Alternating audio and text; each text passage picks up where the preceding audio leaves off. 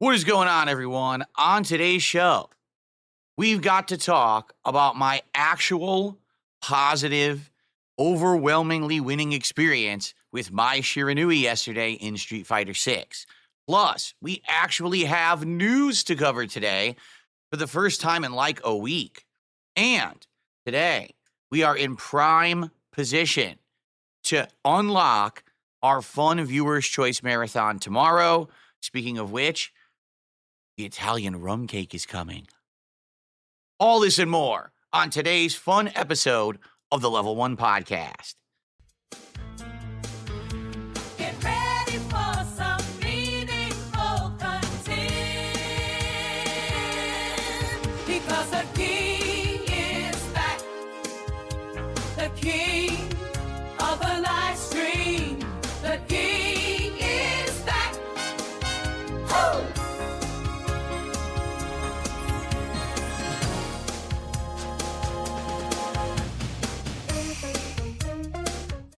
Alrighty, what is up, everyone? Good morning and welcome to the show. Today is Thursday, the 6th of February, 2025. I'm Darkside Phil, and this is the Level 1 Podcast. I hope that you're all doing well, and I hope that I find you all in good spirits. As you can tell, I'm feeling a little better today from yesterday. I'm still in pain. My neck is still bothering me. I really, again, didn't get a good, comfortable position to sleep in last night. I tried my best, but it is what it is. It's going to slowly get better, I'm sure, over time. But it sucks, when you have spine and neck issues, that every once in a while you render, you wrench your neck one way. Oh boy, great. So the truth is now I can actually put my head forward and back pretty far. I can go to the left. I still cannot put my head to the right. If I do, I still get shooting pain. But it's better than yesterday. And as you can tell, I don't feel shitty. So that's a good thing. So welcome back, everyone. Today, a full day of gaming, a fun day of variety. It should be a great one. And today, like I just said, we are in prime position to unlock a marathon tomorrow. To be honest, I hope we really do, because I really want to do this marathon tomorrow. I'm trying to be as transparent with the audience as possible. I really want to do this tomorrow. I think it would be very fun to do a variety of games, to see which ones work and what could end up being a great playthrough for the future. Food and booze, right? Always a good time. I got this bottle of Scotch whiskey I've been waiting to try all week long, and it's still sitting there undrank. Like, dude, I really, really want to do it. So we're going to see how it goes. Today, we would have to hit, as you can see, 3 goals. That's going to be a tall order. But you know what? We did it yesterday. And I wasn't expecting that at all. Yesterday, we went from 94 to 97. It blew me away, the amount of support that I got. Yesterday was like a complete 180 experience with me playing Street Fighter 6. And there's a good reason why, all right? I'm going to explain why, because some people might be like, wait a minute. Every time that Phil has played Street Fighter 6 recently, he basically hasn't had a good time. So what changed yesterday? And how was he having such a good time that he played the game all day long? That's right. I opted to play it literally the entire day, when originally I had only planned on playing it on the first stream. But we're going to talk about that today, okay? And as I said, the rum cake is en route. So I'm excited for that. It's supposed to show up this afternoon. If you don't know what I'm talking about, Rare Tricks over on Kick had purchased an Italian rum cake, a gourmet delicacy dessert for us to actually have a piece of during this 100 goals Viewers' Choice Marathon as part of the celebration. So it's arriving today, supposedly. I hope it shows up in one piece. Obviously, I want to take a look at what it looks like, maybe show you guys. We'll see. All right, so let's see how it goes. But all right, we got a lot to talk about today. There's a lot of news as well that I want to cover. We've got a couple of game release dates that has been announced. And if you can believe it, something interesting is happening in the gaming industry right now, and a lot of people are buzzing about it, so I want to talk about it this morning too, okay? So good stuff all around. Now, before we get to any of those fun topics, I might as well just get this out of the way again, all right? Technical issues. Yeah, if you can believe it, I'm still having them. It seems like I'm going to have ongoing technical issues no matter what, and there's nothing I can really do about it. I don't know what's causing them, but 2 days ago on Smart Guys, my cameras turned off, both of them. And then I had to get them both to manually turn back on by kind of refreshing the feeds. You can go to like a different device and then reselect the device again, and then it kind of turns on. Yesterday I was playing Street Fighter 6, and this camera was working fine. This camera had no issue. Why isn't it centered? Hello? Wow, this camera doesn't even want to do the AI commands anymore. Look. It will not recognize my hands at all. That's interesting. Do you see what I mean? Do you see what I mean about technical issues? Like, it's just ongoing, and I don't really know why or what's causing them. Let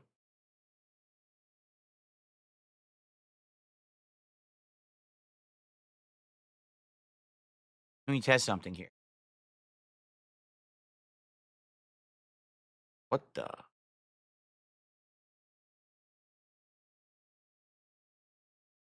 Okay, so now I should be able to control this camera, supposedly. Let's see. Yep, okay. Now, can I get the AI to turn on? No, it won't. It's not doing the recognition anymore. What happened? Again, you see what I mean? Like, what changed? I don't know. I'm turning it off and on again, the AI tracking.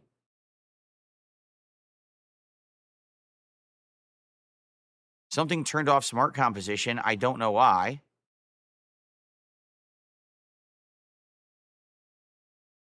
Is it auto adjusting?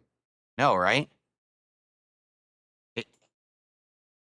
It's not recognizing any hand. Like, what do I do? It won't even recognize any hands right now. Like, what? I don't even get it. I have no idea what's going on. It's supposed to be working. See what I mean? So it's been working nonstop, right? It's been having no issues. It's been doing great. All of a sudden now, I can't get this camera to read any hand inputs at all. Look, it won't even work. What I got to do, unplug it and replug it? Like, I don't even understand. Oh, okay. It's working now. So, by the way, here's a feature I found out about. Check this out.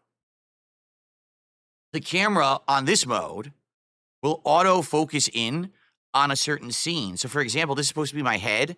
I can also get it to autofocus on my torso. See that?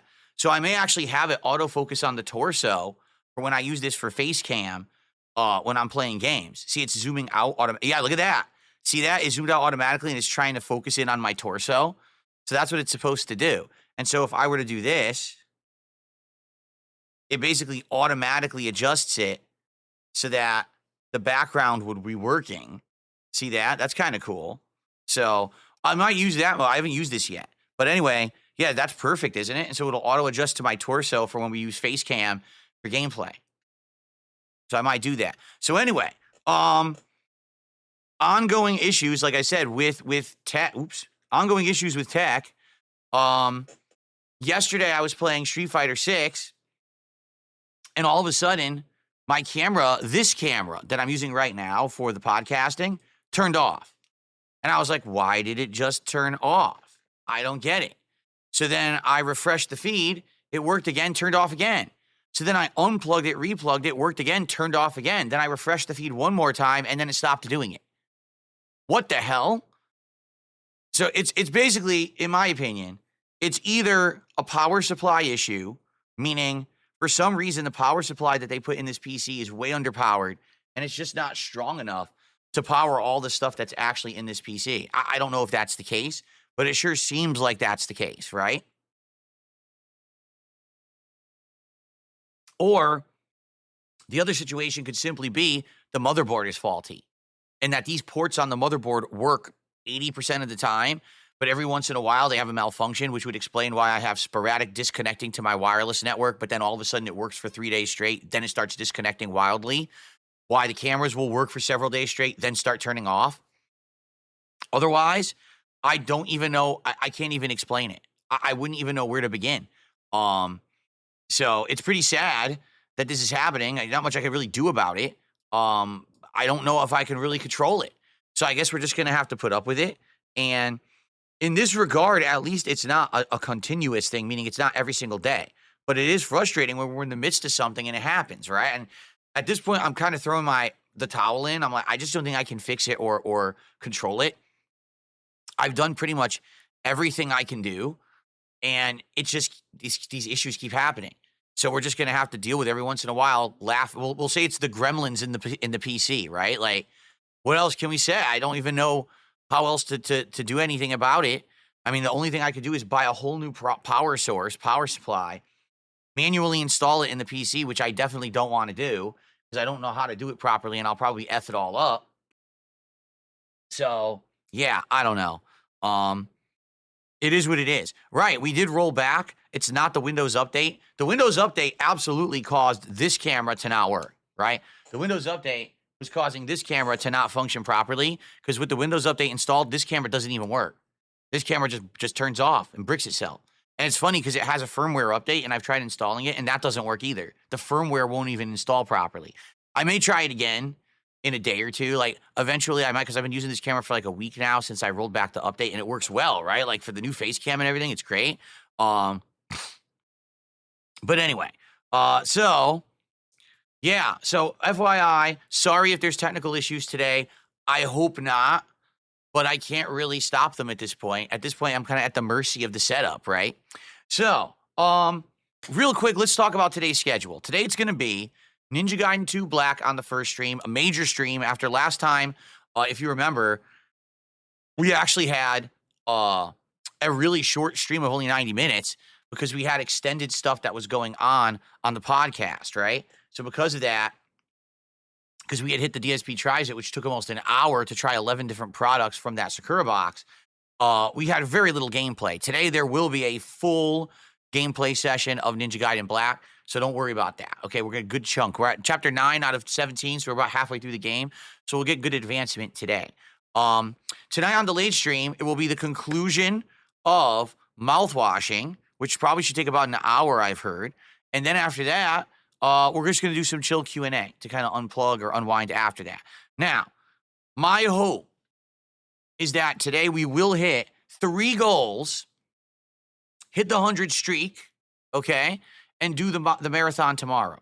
Because if we don't, this is going to sadly cause a bunch of issues. Issue number 1, we can't do the marathon on Sunday because Sunday is Super Bowl Sunday.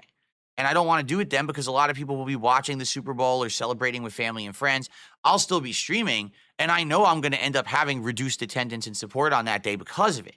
So I'd rather do the marathon on a day that's not going to coincide with a national event, you see? The problem with that is if we end up doing it Monday or Tuesday, well, first of all, we can't do it Tuesday because Tuesday is Smart Guys, okay? If we do it on Monday, now this is cutting into the fact that we're trying to get progress in all of these games. For example, I want to beat Ninja Gaiden 2 Black. We want to beat Dark Souls Remastered, which we haven't gotten around to beating yet. And I want to keep up with the other things that I'm doing. Plus, I want to get a new viewer's choice game selected for a playthrough all before all the new stuff starts happening. The Monster Hunter Wilds beta is this weekend. The Elden Ring Night Rain beta is next week, and that's uncertain if you can stream it or not, but there's nothing saying you can't yet. I looked everywhere, and there was nothing that said that yet. And there's a possibility of new games next week, like Civilization 7. So with all that going on, I'm really, really, really wanting to do the marathon tomorrow. It would be absolutely perfect to do it tomorrow. It's the perfect time for it. It wouldn't actually cut into anything or screw anything up. If we wait and it ends up being like next week, it actually legit would kind of mess with the schedule, okay?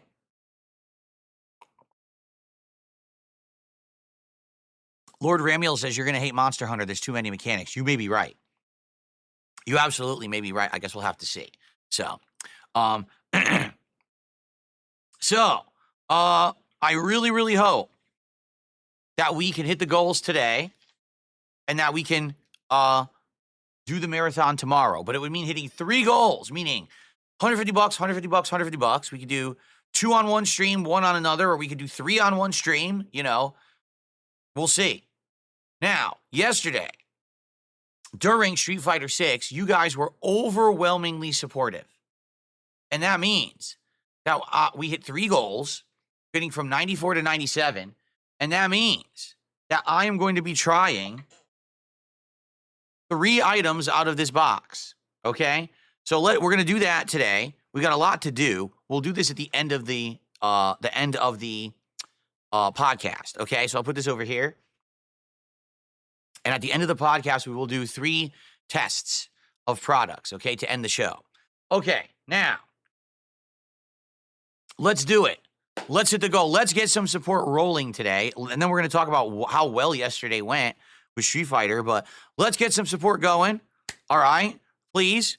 Let's get it going. Some subs on Kick, some memberships on YouTube, some super chats, some tips. We got nothing right now. So let's get our first piece of support in right now. And let's get that momentum flowing in the right direction. Now, yesterday, I played with the new character, Mai Shiranui, in Street Fighter 6. And it went really well. All right. And you might say, well, I don't get it. I really don't get it. You've been hating Street Fighter 6 recently. So why is it that you like this session so much? Why did you have so much fun that you decided to play it twice in one day? It seems pretty odd. And to be fair, you're correct. It was very odd. It was out of the norm that I would enjoy the game that much.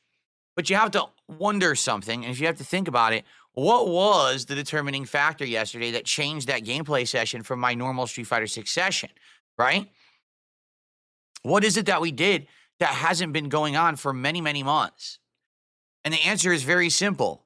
Something actually new was happening in the game. Unlike the last many times when I tried to play the game, there was a new character.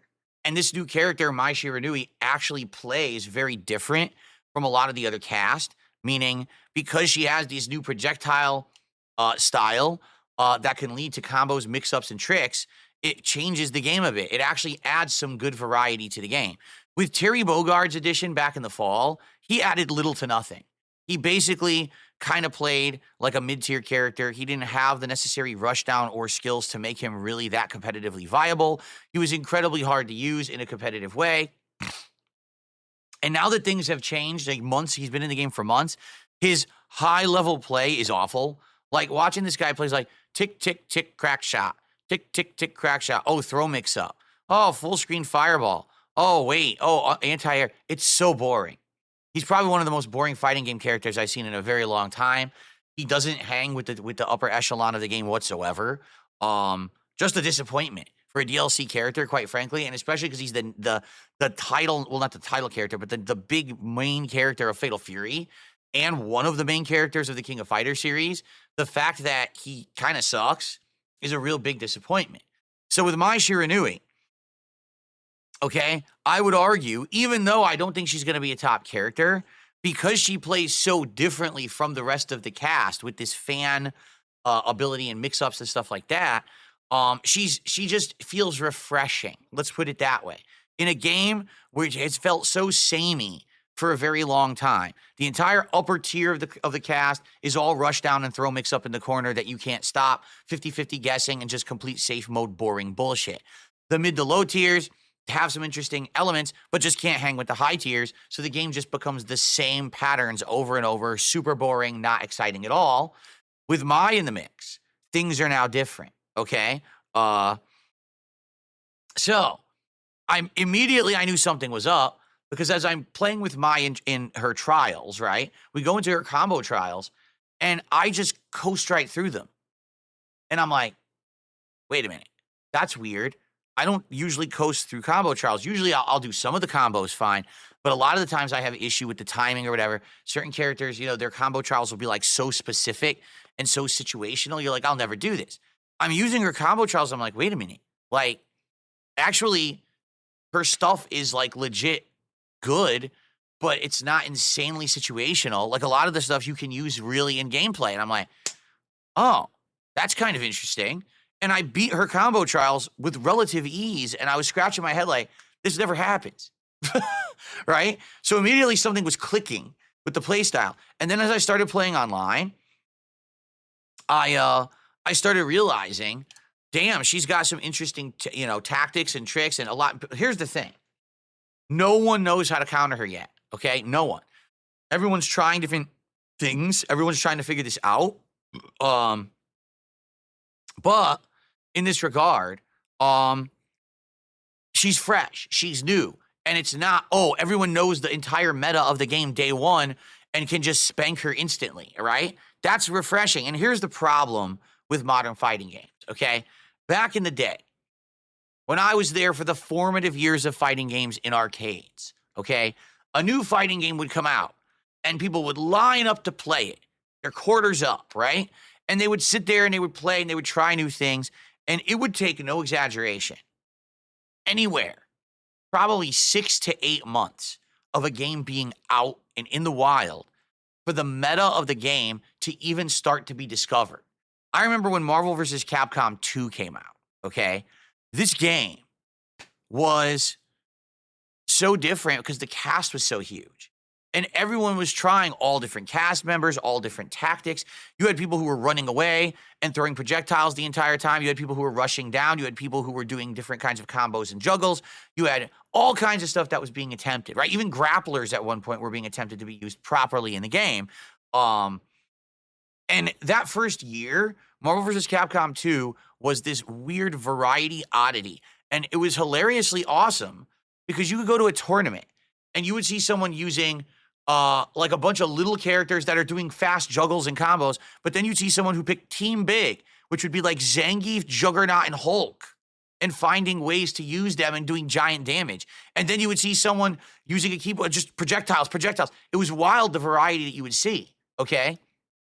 Then all of a sudden, year 2, different strategies emerge, different meta is established, and players start to emerge from different regions of the country that are top players who have learned different strategies. You know, someone from Seattle versus someone from Texas versus someone from New York City versus someone from Chicago. And then you would go to a major tournament, and for the first time ever, you would see these different strategies being used and different things being exposed. It was absolutely amazing. All right, it really was. It was this formative time, and it was so fun. It would take sometimes upwards of 3+ years of competitive gameplay for a game's full meta to finally be discovered. And hence, because of that, games didn't get constant updates. Games didn't get constant new characters. Games didn't get rebalancing and patching. The game was the game, and it would evolve over time. Now, I would argue after 3 to 5 years of any fighting game being out, now it's been established and pretty much it becomes samey from then on, all right? So, you know, yeah, probably around 2003, 2004, Marvel vs. Capcom 2 was as it was going to be forever, and it never really changed that much past that level, all right? So what's the difference between then and now?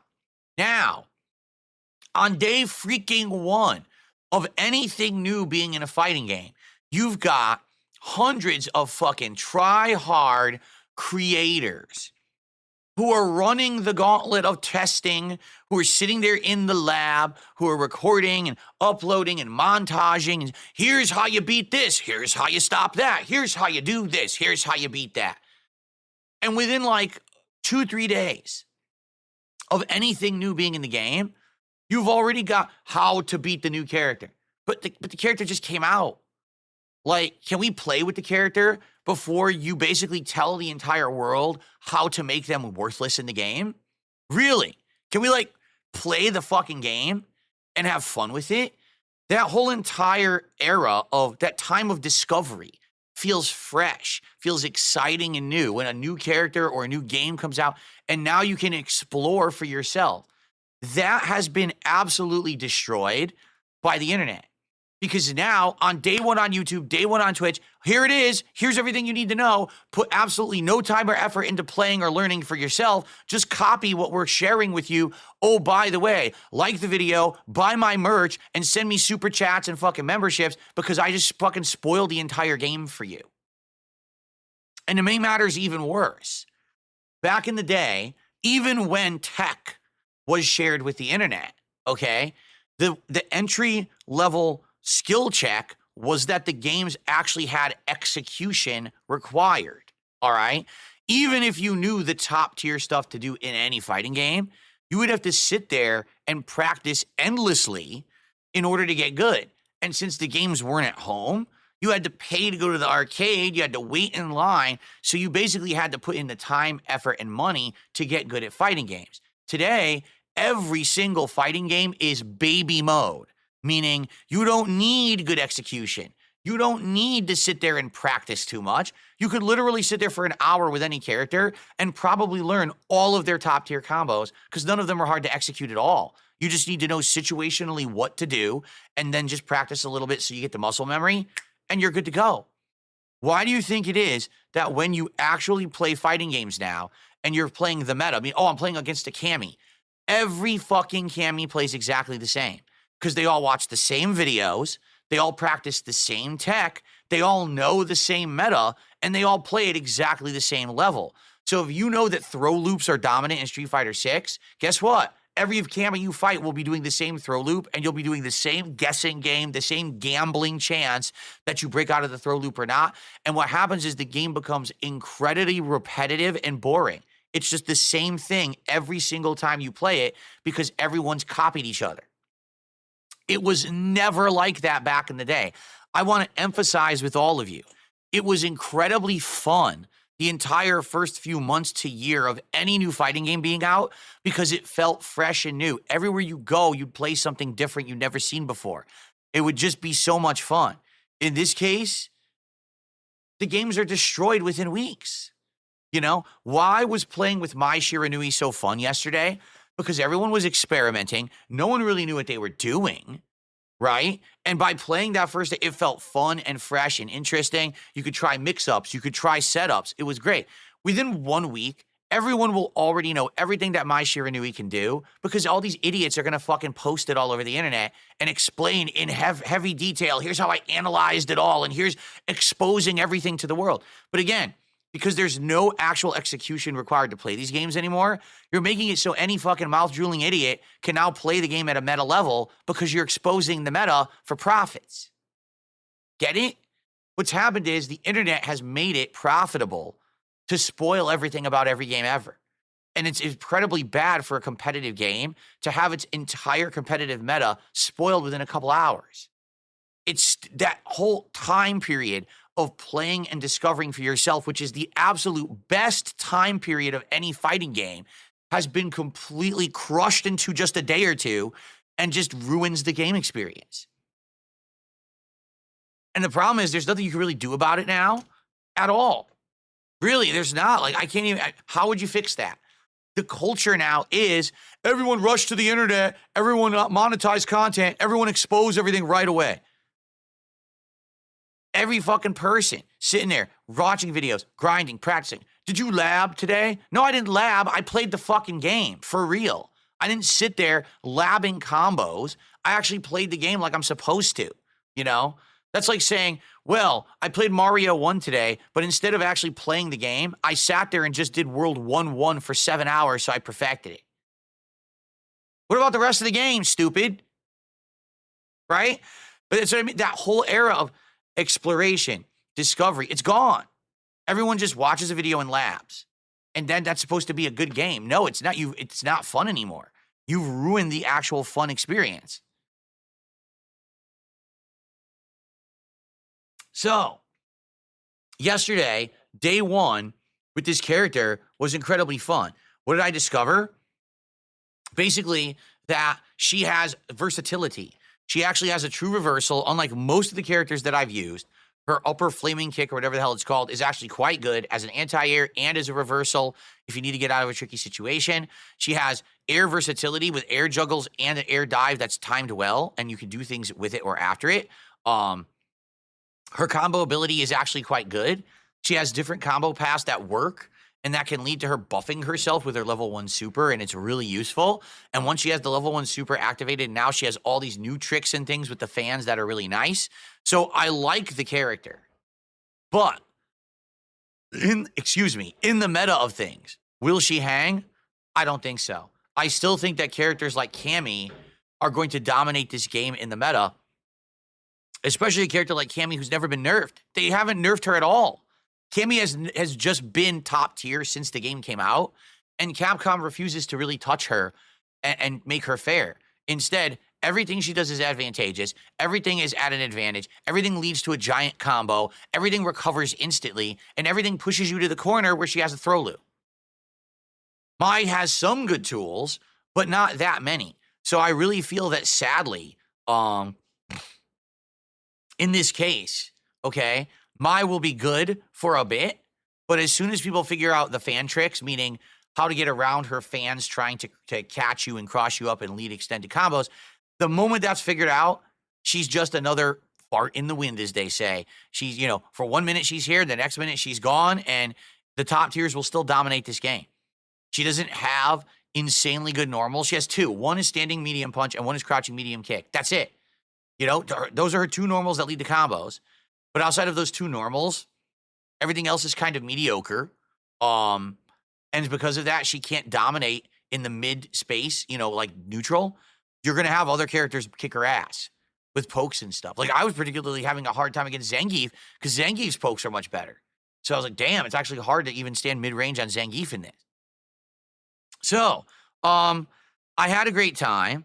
I actually would like to play more with her, and I will. Like, next week when we play Street Fighter 6 again, I will use Mai more. So you will see Street Fighter 6 in the mix. I think what I'll do next time is probably warm up, and then I might try to do my ranked placements. But watch this. Here's what's going to happen. When I go to play with her again next week, it's going to be a completely different situation. I mean it. Everyone's going to know how to fight against her. Everyone's going to know not to fall for the fan tricks. And everyone's going to start kicking ass. Like, oh, I know how to do perfect drive impact through this situation. Oh, I know how to interrupt this hit string by mashing this button. Everyone's going to know. They're not going to learn. They're just going to steal from everyone who posts up the tech because they're so desperate for views and money. So I bet it's going to be the same situation. Now, at the same time that I was having a lot of fun with Street Fighter 6 yesterday, undoubtedly, I made a big discovery. The game actually plays way worse online now. Even in matches that at first started as like a 4 to 5 bar green connection, wired connection, not wireless, all of a sudden in the match, there'd be major frame drops, there'd be staggering and skipping, and there'd be the bars going all the way down to red and then skipping back up to green and back down to red. And you're looking at it, you're like, what the hell's going on?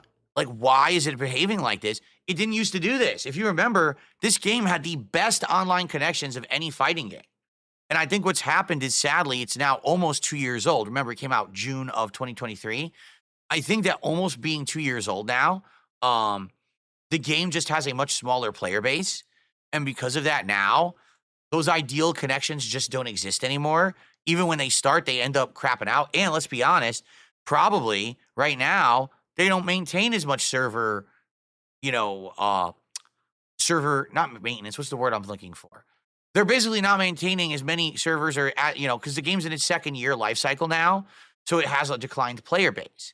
So they're not trying to make it run as good as it used to. Everyone who's playing it is going to keep playing it at this point, regardless of if the servers crap out or not. So they're probably putting less into it, especially now you got games like Monster Hunter Wild's about to come out and stuff like that. That's going to be their focus, right? So they'll keep maintaining it, but I guarantee you that the servers are not as good as they used to be. So it's a combination of not as many players, therefore not as ideal connections, plus they're probably not putting as much money into it as they used to. It's not awful, but dude, definitely there was an issue where some of the matches were crapping out, and I was like, wow, that's shitty, right? And it didn't used to do that. So anyway, overall, I had a good time. And if you want to know actually how well I did, just listen to this. I mean, you want to talk about night and day difference. On my first stream, the day stream, I had 30 wins and 11 losses. On the night stream, I had 40 wins and 29 losses. Overall, 70 wins and 40 losses on day one, a 64% overall win rate. I think that speaks for itself. And let's be honest, when was I losing? When I fought Cammy. Literally, it was Cammy every time because Cammy is the most dominant character in the game. So, yeah, I mean, it speaks for itself that I was kicking ass and I was doing really well. And I was having a great time. It felt fun to play with a character that didn't feel like anyone else in the cast, felt unique, but also had tools that let me hang. I actually have a real anti-air. I actually have a reversal, but I also have high combos, but I also have tricks. I liked that, okay? So, I'm excited for more later this week. All right, probably, we'll have to see. This is another thing. This is why I want to do the marathon tomorrow, because next week I want to focus on finishing Dark Souls, finishing Ninja Gaiden, playing Street Fighter 6, and having a great time before Mai is destroyed by the internet community and basically is a worthless character. And I can't do that if there's going to be a marathon sometime next week. The other factor, of course, is this rum cake is arriving today. And once it gets delivered, I only have 3 to 5 days to eat it. I have to eat it within 3 to 5 days of it being refrigerated. It says right on it that, if it's in a refrigerator, you have to eat it quickly because it goes bad. By the way, it is out for delivery, but no updates yet. It's supposed to be coming during this stream. So I actually have to keep my eyes peeled because as soon as it gets delivered, I have to go and get it. It's in dry ice, so I have to be sure to toss it right in the fridge. So, okay. Good stuff. All right. So speaking of which, before we get to our other topics, let's shout out our first contribution of the day. I received a $2 tip. Good to see that you're doing a little better today. Keep rocking. Thank you. I'm going to do my best. I'm not in as much pain today. I am still in pain. I still can't move my neck to the right. Like, I cannot bend my head this way. I could turn my head this way, but I can't bend my head that way. If I do, it's shooting pain right here in my shoulder blade. So I still got to be careful, but I'm doing my best to adjust here. And I got another full day of content. Now, here's the other thing. Some people have said, I don't get it with Phil. Why does Phil work so much, right? Why, if he's in pain, is he here on stream? All right? It's very simple, because the day I don't work is a day that I don't make money, and it sets me back, and it puts me in a worse position, right? Now, 2 weeks ago, I had a day off that I didn't plan because I had no internet all day, and then on top of that, I didn't work another day that week because I spent time with my wife, which is something that we had planned to do.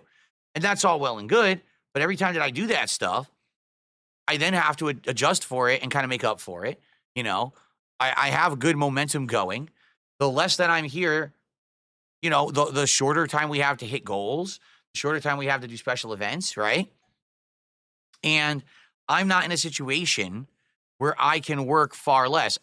Now I'm in a situation where at very least I can take some time off every once in a while to spend with my wife, which is nice. Like, we're talking about not Valentine's Day, because Valentine's Day is Friday, and it's actually, next Friday, and it's on weekend. We don't want to go on a weekend like that. We're going to probably spend a day off by the end of the month together, have a nice romantic day. That's like a weekday, so there's less traffic and there's less assholes out there, and we'll have a good dinner somewhere that we'll plan and everything. So we're going to have a day like that this month, okay? But I'm glad that I have that opportunity, but I can't slack, essentially. As I was saying just yesterday, I said this. Unlike other people who you guys like to compare me to, all right, every time I turn on this camera, I'm not showered with support. Guys, I have been doing over half an hour of this podcast, and so far I've received $2. Get it? When other people turn on their cameras, they get showered with support by this adoring audience. But I'm not asking for that, nor am I expecting that. I don't have a bunch of butt kissers watching me. I know that. I earn what I make, right? So it is what it is, and I got to work, right? So I got to be here. I can't not work. Yeah, so even though I'm in pain and my neck is screwed up, we're not going to hit the goals if I'm not here. We're not going to do a marathon if I'm not here, right? We're not going to. What if I hadn't played Mai yesterday? I might have played her later, and then when I played her later, everyone already understood the character, and I would have had zero fun with the character, right? So better to be here and tough through it, But it is what it is. There's not much I can do, okay? I got to suffer through it, and I got to try to recover and make the content that I can. I would have loved to play Call of Duty for you today. I still don't think it's a good idea. But the fact that Call of Duty is mouse and keyboard, and I'd be up here like this, and that's going to strain my shoulder and my right arm, which is what hurts right now. So I'm going to stay away from Call of Duty for a little bit. Possibly bring it back into the mix next week. Hopefully my neck will feel somewhat better by then. But we'll see. All right. So thank you, person with the first $2 tip. I appreciate that. Now, guys, please, let's keep it going. Let's keep the momentum going. Again, I've been over 30 minutes and $2 tip. Please, let's get it going. We're going to hit these goals and do the marathon tomorrow. We got to get the momentum in the right direction.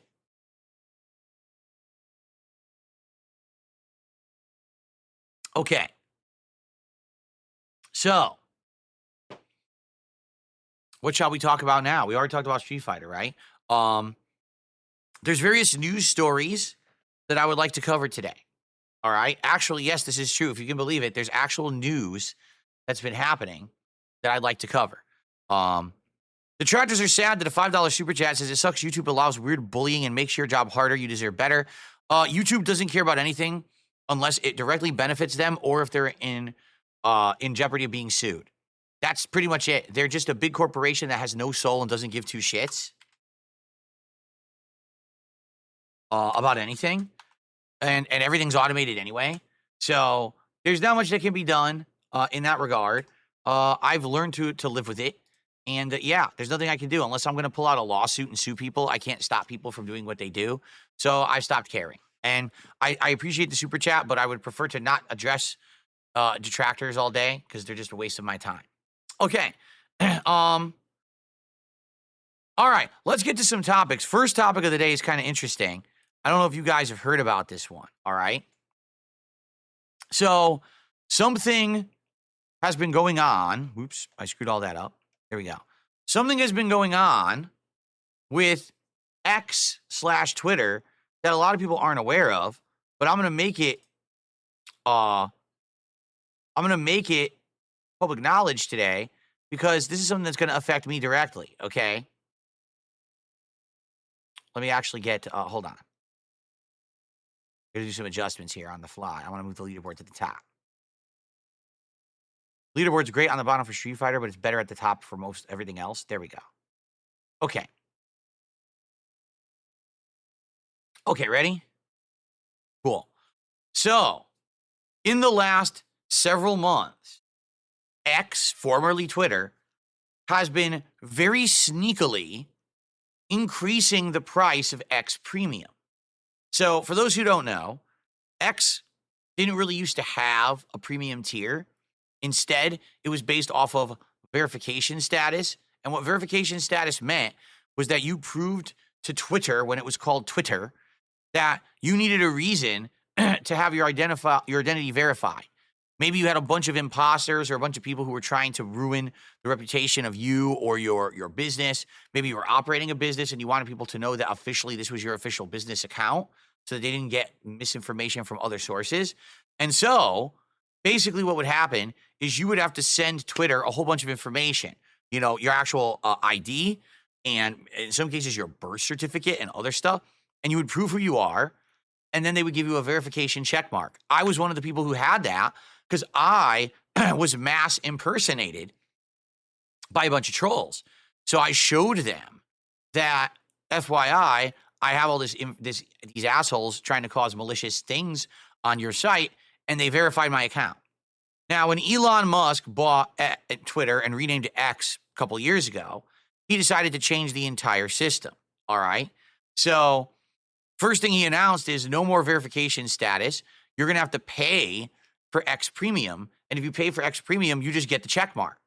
And everyone was like, well, wouldn't that just dilute the whole idea? Like, if anyone can pay to get a check mark, you're no longer proving that you're a real person and that you're verified. Instead, anyone could do it, and they could actually impersonate you by buying this premium status, right?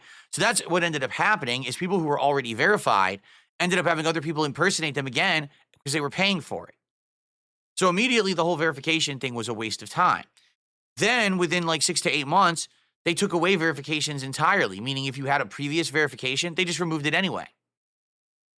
Now, Elon Musk spun this as, oh, we're getting rid of the elite. There's no more elite here on our site. Instead, everyone's equal. Except that's not true. Everyone had to pay to be equal. If you have to pay to qualify for something, then that's not equality.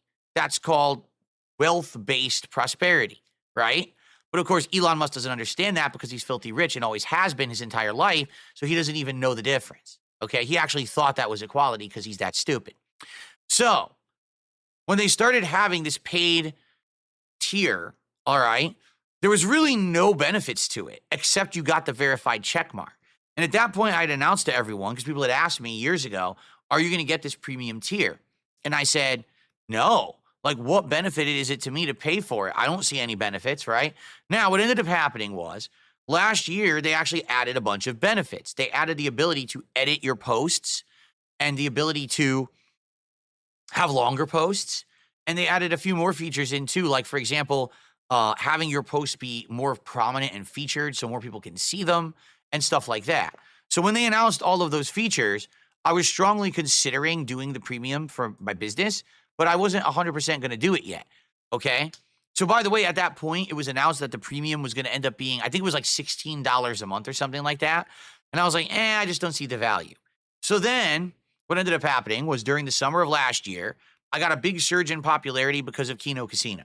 And because of that, I said, hey, way more people are following me. Way more people want to hear what I have to say. And because of that, maybe I could benefit from this premium experience. So I got it and I tested it for several months.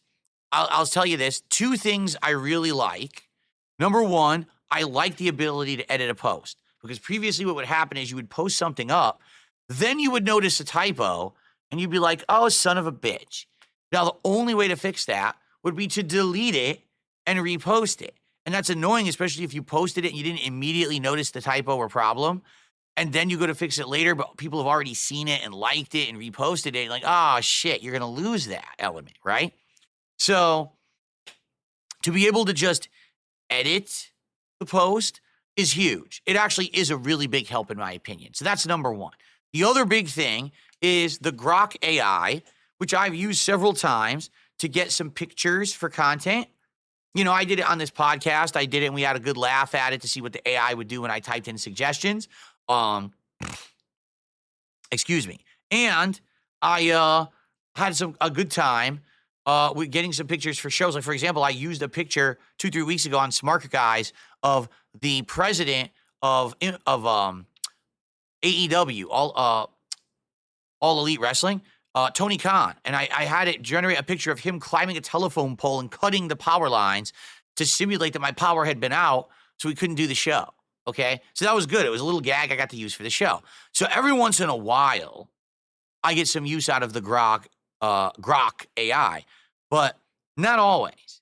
All right? Like, very rarely do I even really use it, right? And so all these months that I've been paying for X Premium, I've not really been taking advantage of the features. And let's be honest, that initial wave and burst of popularity that I got in the summer is gone. I'm kind of back to status quo now with how I was doing before. So do I really need to have this premium service? Probably not. But I just let it roll. I still have it, okay?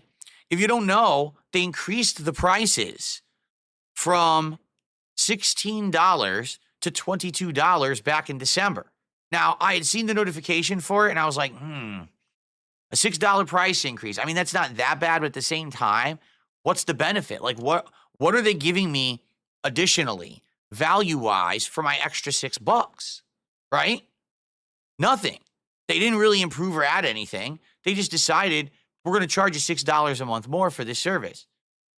Okay, so at that point, I was skeptical, and I was like, man, you know, I don't really feel like I'm going to get too much out of it, but I'll keep it for now and see what happens, okay? Well, ladies and gentlemen, it was just announced a few days ago, and I actually got my official notice yesterday on my phone. X premium prices are going up again. They just raised them from $16 to $22 in December. Now, as of February 7th, only a little over a month later, they're raising the price from $22 to $30. So I want you to think about that. Within a 2-month span, they have doubled the price of X Premium from $16 to $30. For what? What new value is Elon Musk giving me for double the cost? Have any new features been added? No, they've added nothing. I'm not getting any benefit out of paying double for the service. And so last night, I unsubscribed from X Premium, and I'm not going to use it anymore because I haven't seen enough value for my dollar. The verified checkmark means nothing and adds nothing. It doesn't give me any added value. I'm not really getting any extra exposure on any of my posts whatsoever. All right, I'm just not. So I don't see the point, okay? And I don't want to pay double for a service that they're not giving me any added value at all, okay?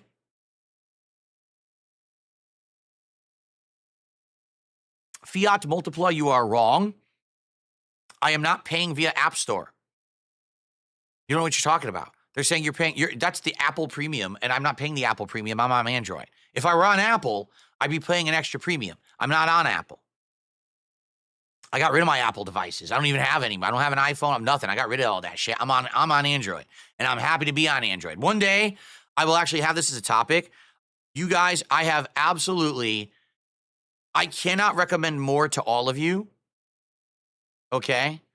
I cannot recommend more to all of you to get on Android and dump Apple. Apple at this point is so ridiculously overpricey for no good reason.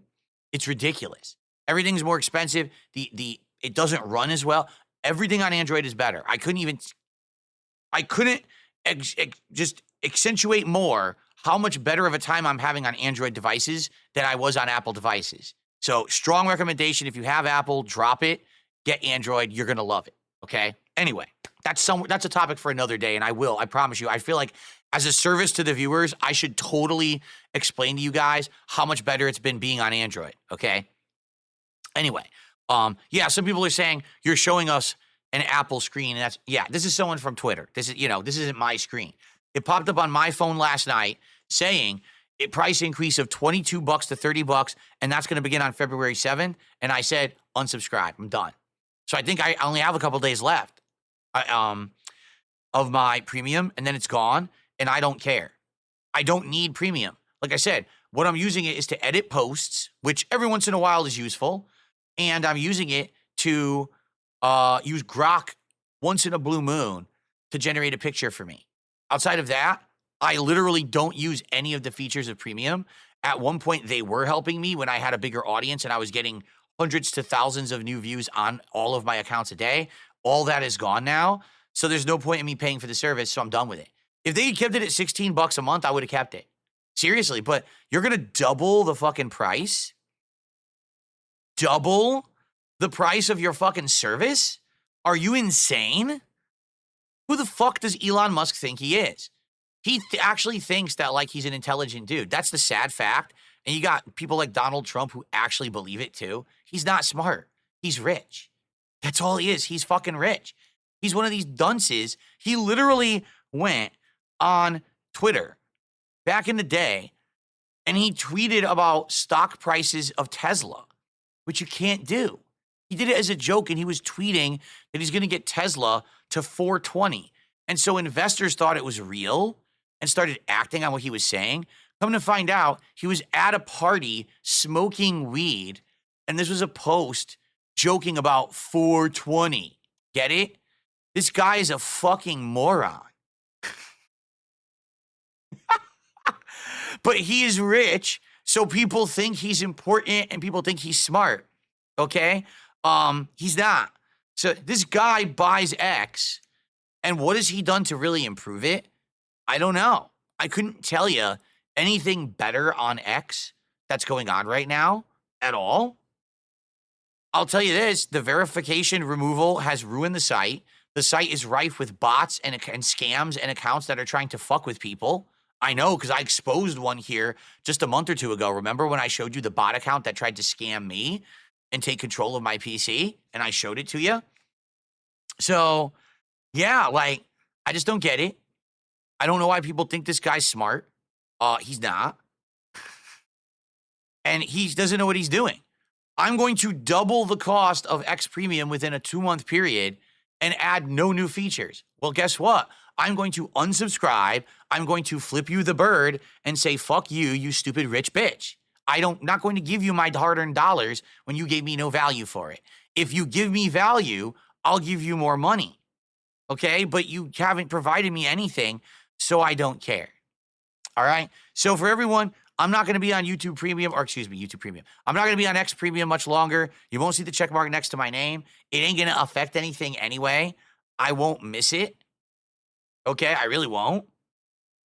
Big Boss did a super chat. Musk landed a rocket. I don't know who else can do that. Elon Musk did not land a rocket. Elon Musk took all of his money and paid people to land a rocket. What don't you understand? He doesn't do anything. He's not smart. He just pays smart people to do things. Get it?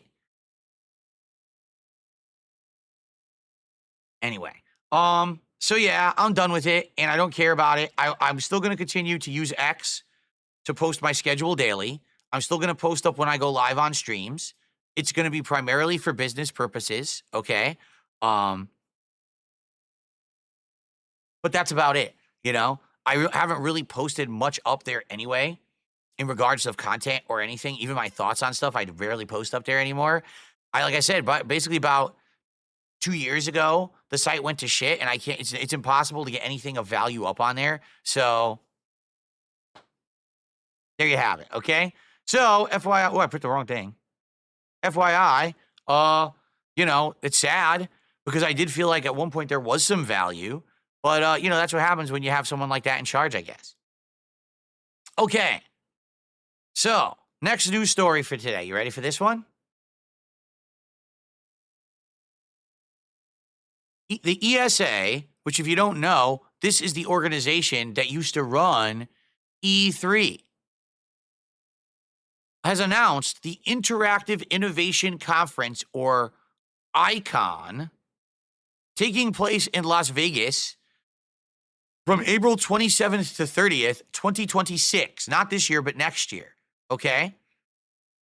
It has been pitched as an essential covening for change makers across industries. Companies attending include Amazon Games, Disney, Electronic Arts. I said convening. It's convening. I have no idea why I said that. It's convening. Sorry. Amazon Games, Disney, Electronic Arts, Epic Games, Microsoft, Nintendo of America, Sony Interactive Entertainment, Square Enix, Take-Two Interactive, Ubisoft, and Warner Brothers Games.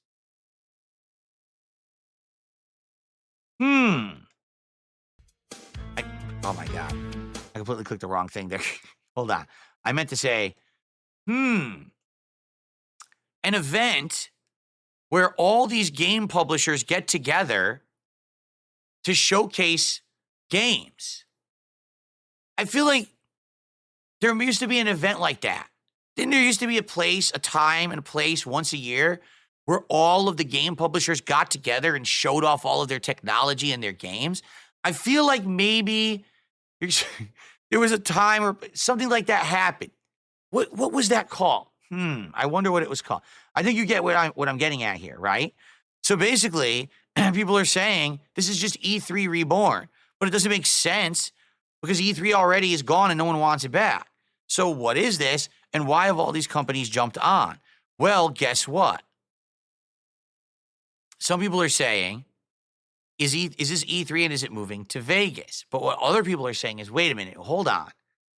Sounds like Game Developers Conference, but for game publishers, not an E3 replacement, okay? So what does that mean? Basically, the reason that E3 failed, all right, is because E3 got greedy. E3 used to be an event that was based around the game developers and the game publishers getting together, showcasing their tech and their games, and then having the media come to that event, get a firsthand look at all of that, and be able to cover it and put that on the internet. Or in some cases, when they used to be TV networks, remember there actually used to be things like G4 TV, they would cover it live on TV, okay? And it worked. It absolutely worked. That 1 week of the year was incredibly exciting for everyone who was a gamer, right? We covered all of the great events and things that were going on at E3. But what ended up happening was that over the years, E3 became more watered down and changed. If you didn't know, originally, E3 was meant to be press only, meaning if you were actually a games journalist, you could get in and you could cover it, right? I got in 2012 as part of the Machinima Network on YouTube, okay? So I was able to cover E3 in person in 2012.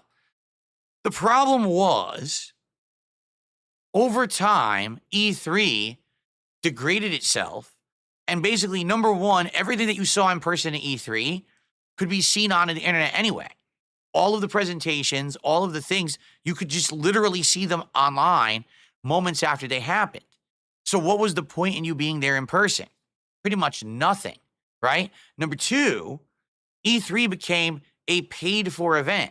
What I mean by that is they started actually selling tickets to E3, acting more like it was a convention that you could go and hang out with your friends and have a good time rather than a serious press event to show off new tech and new games. And so over the years, E3 became this overbloated, overcrowded, commercialized thing that lost its way.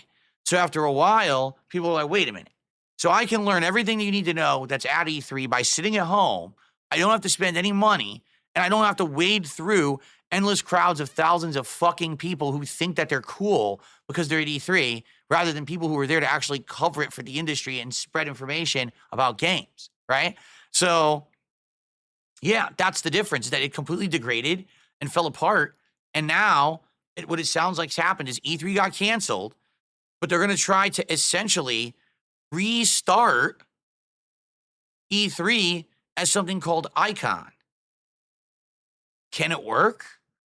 I would say it could, but you have to get it back to what it used to be, right? You do. You have to get it back being to an event for press and media. If you literally let everyone in, it's going to fail. If you let every fucking influencer and person in, it's going to fail. You have to have it be prestigious again. You have to have it be the place to be, to know about what's coming in tech and games. You know, if they don't do it like that, quite frankly, it's not going to work. It's just going to be E3 flopping again. And I don't see the real point to that.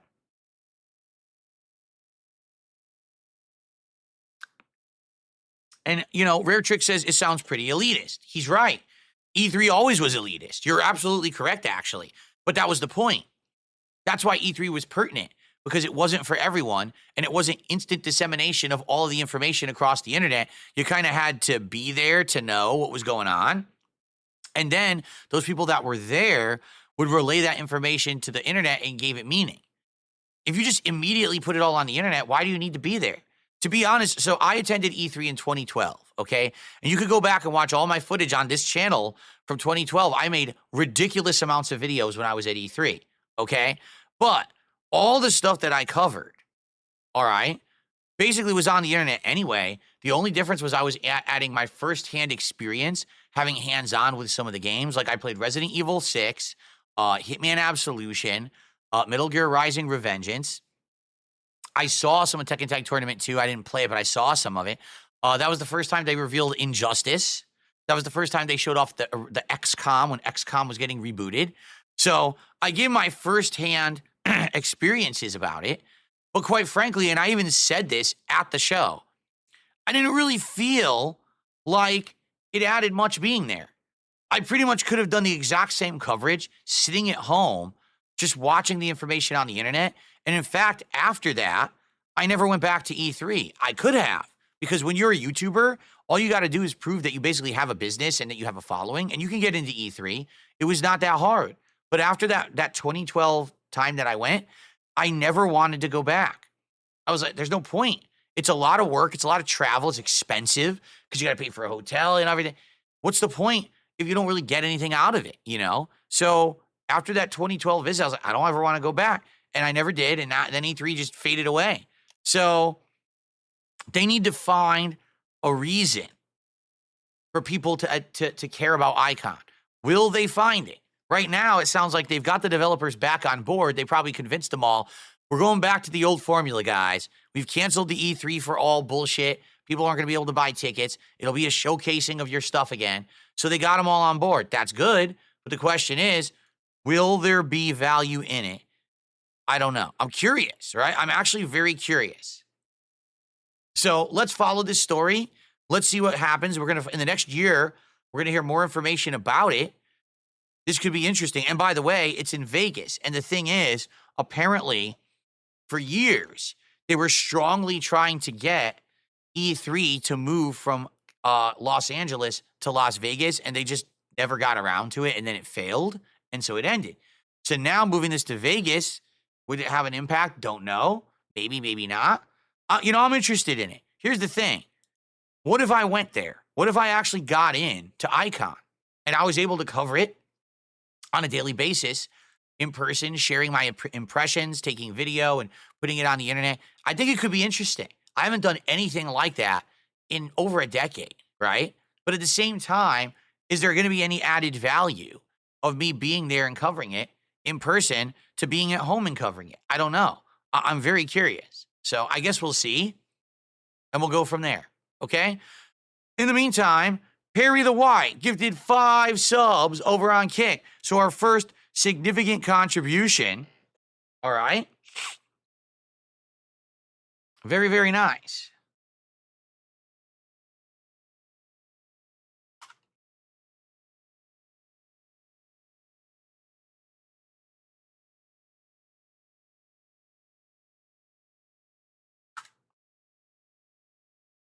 That means we're at $34 of support so far today. Thank you, Perry. I appreciate that, because as you can see, now we're an hour into the show, and literally that's what we've got. So I appreciate that, getting some momentum. Guys, again, please support the stream. The idea is that we're trying to hit 3 goals today so we can do the marathon tomorrow. The start is not very promising, to be honest. Now, I hope we can turn it around, and I hope that we'll get momentum, all right? I really do. But let's make it happen. Who's going to be the first person to do some memberships today? Who's going to do bigger than a $5 super chat to get the tractors or sad off the leaderboard? Who's going to do bigger than a $2 tip, right? Let's get some support rolling, please, guys, okay? Now, I do have a little bit more to talk about today. 2 release dates have been announced, and what I would like to do is I would like to get these release dates on my game release schedule so we can get them into the rotation here and know when they're coming up. So the release dates are as follows. Capcom Fighting Collection 2. This is the collection that's going to include Capcom vs. SNK 1 and 2, Capcom Fighting Evolution, Street Fighter Alpha 3 Upper. That's the version of Street Fighter Alpha 3 that has added characters like DJs in it. Project Justice, also known as Rival Schools United by Fate, Plasma Stone 1 and 2, and Plasma Sword, okay? So some of those games you probably never heard of, some of which they're classic fighting games, right? This collection comes out May 16th, 2025. Am I going to get it? Yes. Just for CVS 2, it's worth it, because CVS 2 is an outstanding fighting game. I'm not great at it, but I would like to play it. I like Alpha 3 as well, not as much as Alpha 2, but Alpha 3 Upper sounds interesting because it has new characters and stuff to play as in it. Outside of that, Capcom Fighting Evolution, also known as Capcom Fighting Jam, is actually one of the worst games Capcom has ever made, and it'll be hilarious to just play it for a bit and show you guys how bad of a game it is, what a horrible mishmash game it is. It was a really low-effort game. But that I'm going to get that collection. It comes out May 16th, 2025. So I'm going to get that on the leaderboard right now. What's it called? Capcom Fighting Collection 2. Okay. And then a big one, Metal Gear Solid Delta Snake Eater. Yes, that's correct.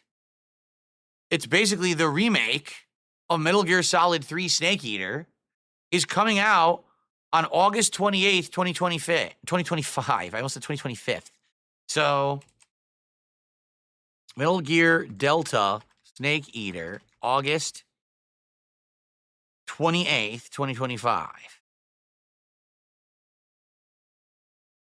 So, that's a good one. That Snake Eater remake should be great. I'm excited for that. And that's going to be smack dab in the middle of the summer, when typically gaming is dead. So that's good news. We want to have a hot summer for games. And what I'm suspecting is that this summer might be one of the best summers for gaming ever. You might say, well, why do you think that? Well, so many games got delayed. I predict that some of them actually will be coming out in the summer that normally would be dead, and now there's going to be games. The Switch 2 is about to have its big event in early April, and I think it may actually come out during the summer.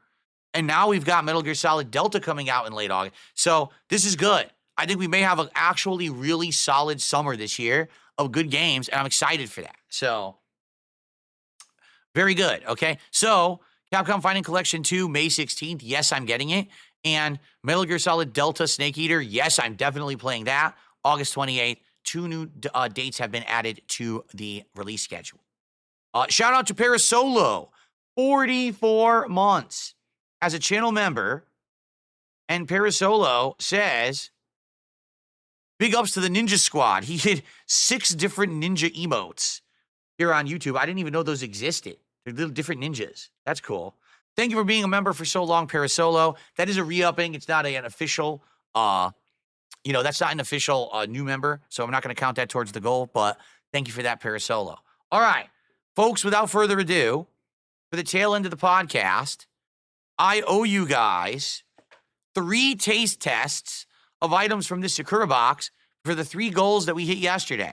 If we hit more goals today, I'll do even more. I'll be honest, I was hoping we were going to hit a goal during the show so we could get another one out of the way, but we're pretty slow going here. All right, right now, someone drop 100 and hold on. Right now, someone dropped 126 bucks, whether it be 26 gifted subs on Kick, whether it be 43 members on YouTube, or whether it be a super chat or be a tip. Rare Tricks gifted a sub. I missed it. Thank you, Rare Tricks. Rare Tricks gifted a sub as well, and I missed it. So we're actually up to 39. So someone do $121 in contributions, and we'll do a 4th taste test right now. All right? Let's do it. NMix says, close your eyes and pick a random one. How about that? How about this? I'm not even going to look. What is this? Pandaro. It looks like a panda-shaped cookie. It's cute. Pandaro. It is a panda cookie. Okay? So let's taste it first, then I'll look it up and see what it is. But let's taste it first, okay?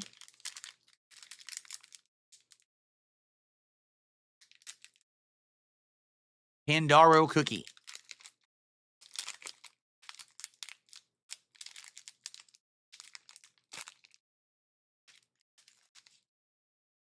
It's very thin, but it's cute. It looks like a panda face. See? Cute panda face. Okay. Oh, it smells like a butter cookie. It smells just like a butter cookie, just like the other one that we had previously. So it's probably going to be good. All right. Mm-hmm. Yummy.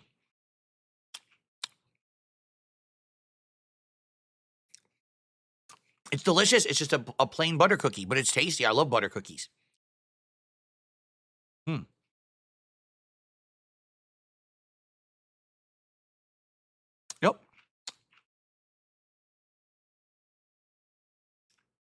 A cute panda-shaped butter cookie that comes with various facial expressions and one of 2 flavors. Mine just looked like a normal panda face. It didn't look like he was really making an expression. So it's either butter or melon, and I got butter. So there you go. All right. Well, Pandaro was delicious. If you like butter cookies, you'll love that. Okay, next one.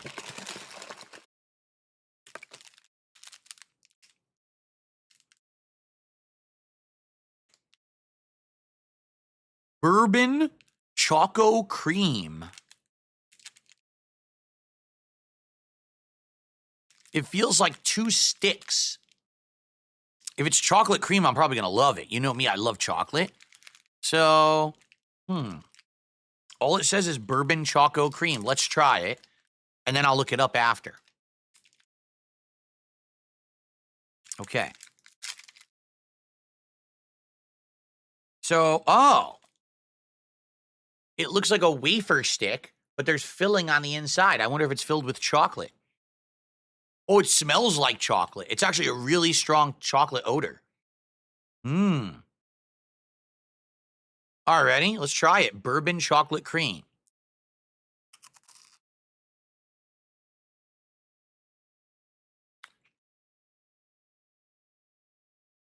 That's great. It's very sweet, but it has a chocolate flavor, but it's very sweet.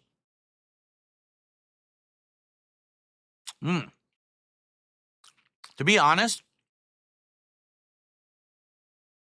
I would have never thought that this was Japanese because it tastes like something European. It tastes like a European snack. So kind of generic, but it tastes great. Let's see what it actually says here. It's called. Let's find it. The Elise chocolate wafers, a pack of 2 crispy and lightly textured wafers filled with either rich chocolate cream or a mild white chocolate cream. I'm glad I got the regular chocolate. I actually don't like white chocolate that much. I think it's too sweet. And it doesn't taste very chocolatey. It tastes more like sugar. This is good. I'm going to eat the other one. This is good. Yummy. All right. So the Elise chocolate wafers, these are great too. So the Pandaro butter cookie and the Elise chocolate wafers, both delicious. Mmm.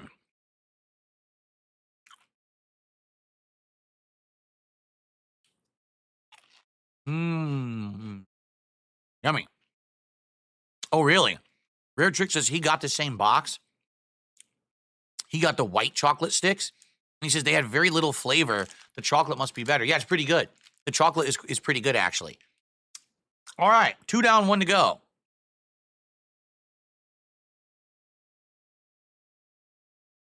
Oshi means tasty in Japanese. Oh, really? Oh, cool. All right. Last one for today. Oh, no.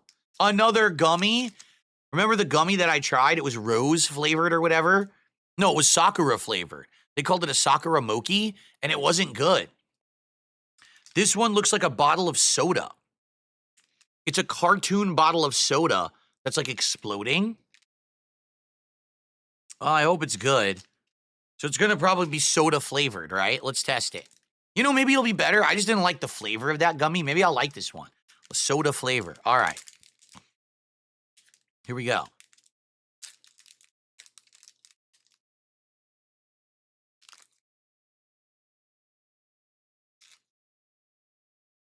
Well, first of all, it's shaped like a mini bottle of soda. That's cute. That's actually cute. A mini bottle of soda gummy. All right. And it actually has eyeballs and everything. It looks like the cartoon character on the front. It's shaped like the cartoon bottle of soda. All right, let's see what it tastes like. Oh, wow. Whoa.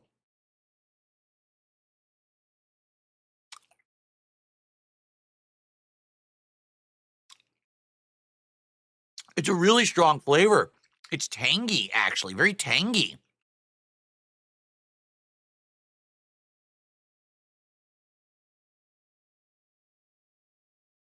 It's sweet. It has a tangy flavor, almost leaning towards citrus. It's kind of like a chewable Sprite, if that makes any sense. It's like chewable Sprite. It actually was really good. I really like that. I would eat another one of that. If they had more in a pack, I would eat more of those. Let's find out what that was called. That was delicious. Let's see. Wow, I'm pleased. I liked all 3 snacks this morning. I guess today's going to be a good day. Seems like my neck's feeling a little better. The podcast had actual things to talk about. And I just had 3 actual good treats in a row.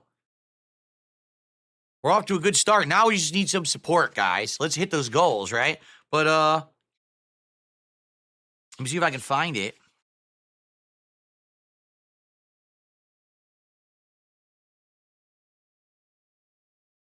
Soda gummy. It's just called soda gummy. Sugar-coated soda bottle, shaped gummy in fizzy flavors. Apple, grape, cola, or cider. This must have been apple. That's why it was sour. It was supposed to be like a green apple. Ah, that was good. Green apple soda gummy. Yummy. I would have liked those other flavors too. Grape, cola, or cider. I'd like to try all of those. That was absolutely good. Great. All right. Very nice. Okay. Rare Trick says he got grape. It's a good gummy. The grape flavor is different than you get in the U.S. It's a little bit more like an actual grape flavor instead of that artificial sweet grape that we get here, right? Yeah. Cool. Well, good stuff. So just take a look. We still got lots more left in this box, okay? There's a lot of small things that are kind of on the bottom. We got 1, 2, 3, 4, 5, 6, 7, 8, 9, 10, 11, 12, 13. We have 13 or 14 items still left in the box. So I think we're about halfway through it, but we're getting there. Okay. Cool. So again, every time that we hit a goal, we're going to be continuing on, and we're going to be doing another one of these. So if we hit a goal today, we'll be doing a live taste test of something else. Okay? Cool.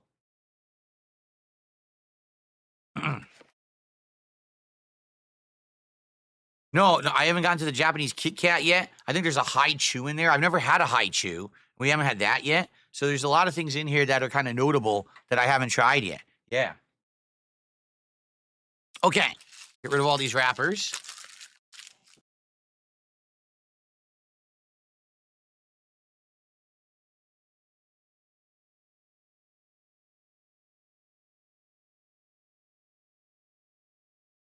So, an hour has passed. Allow me to check on the rum cake.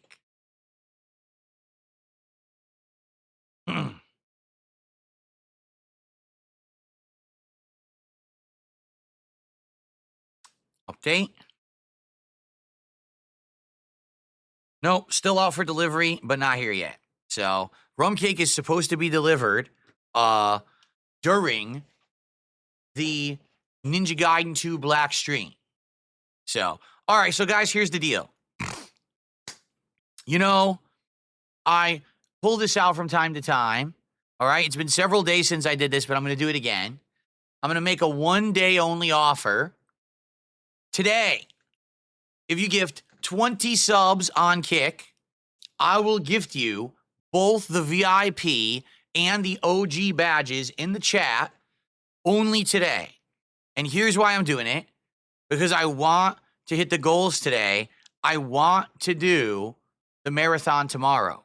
All right? And it seems like wheeling and dealing is the only way I'm going to make it happen.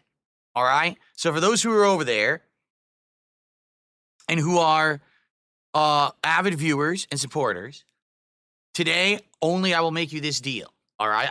I bring this up every once in a while when there's a reason, and there's a reason today. I want to hit these goals so we can do the marathon tomorrow. And having less than $40, and we're almost at the end of the marathon, this is not a good start. Okay, I was hoping to hit a goal by the end of the marathon, or the end of the podcast, and we haven't. Okay, so let's do it.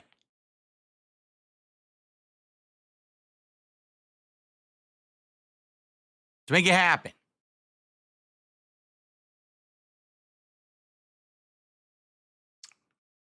Wait a minute, is that true? Hold on a second here.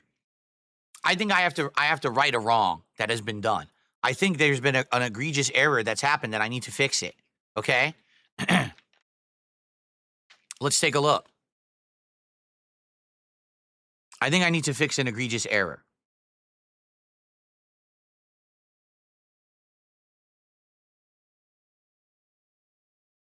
Let me take a look here. Harry the White has gifted 90 memberships to this channel total over time. Okay? But Perry the White never gifted a bunch of a bunch of subs together. Perry the White has done it slowly. Well, guess what?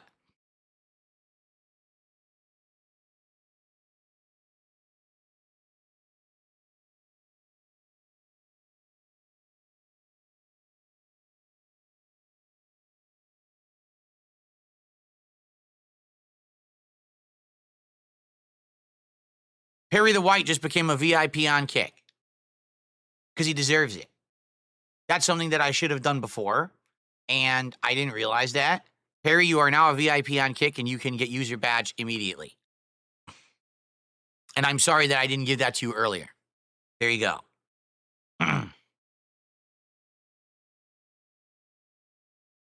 Okay, very nice.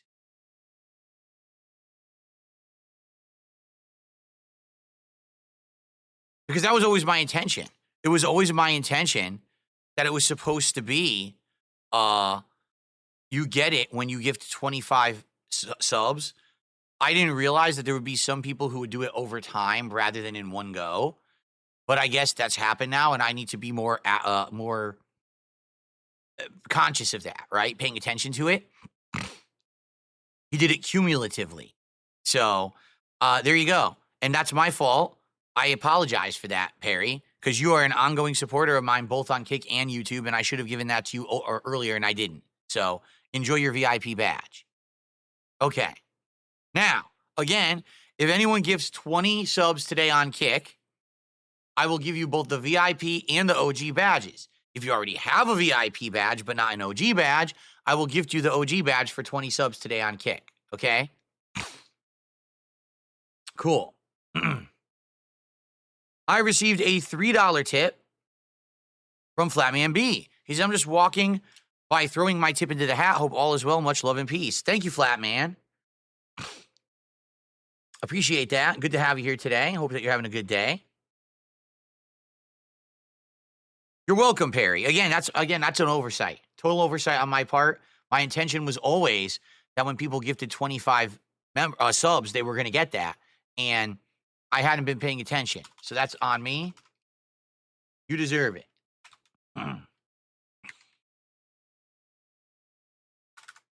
So now we're up to $42 of support this morning with, well, I'll still hang out with you guys for like another 10, 15 minutes before we adjourn and we get ready for Ninja Gaiden. Nope, I only do PayPal for tips, but you can do subs on Kick. You could do memberships or super chats on YouTube, and you could pledge to my Patreon. So there's a zillion ways you could contribute, but no, I don't do Venmo or Cash App. What's the next crown after the gold crown for 3 months of membership on Kick? I believe it upgrades at 6 months to the jewel-encrusted crown. So there'll be emeralds and rubies on the crown. That's the next one up, and that's a really cool-looking one, okay? That's where they actually start to look really cool. And some of you should be getting that soon. I started streaming on Kick on October. So October, November, December, January, February. So probably within a month or two, some of you will start getting those. There you go.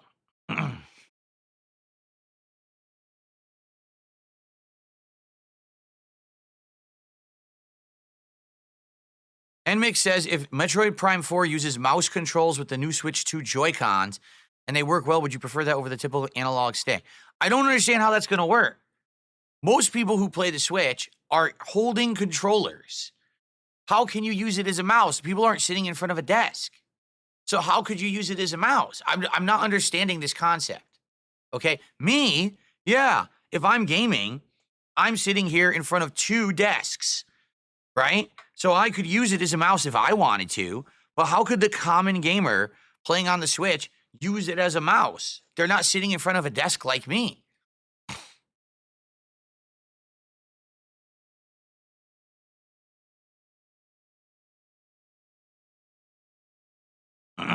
Excuse me.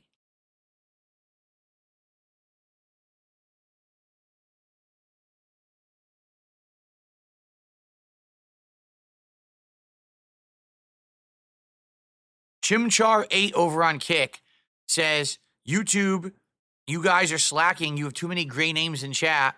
Everyone on Kick has a crown. Where are yours? Wow. Did you hear that? Jade says he would like to see Jasper. Jasper will not be back till Monday. Jasper was here the last 3 days, but my wife will be home for the weekend. So back on Monday, he'll be back, okay? Tech Buzz, 4 months as a sub over on Kick. Thank you, Tech Buzz. That does count. Those re-uppings on Kick do count towards the goal. So we're now at $47. Thank you so much, Tech Buzz, for ongoing support on Kick. Excuse me.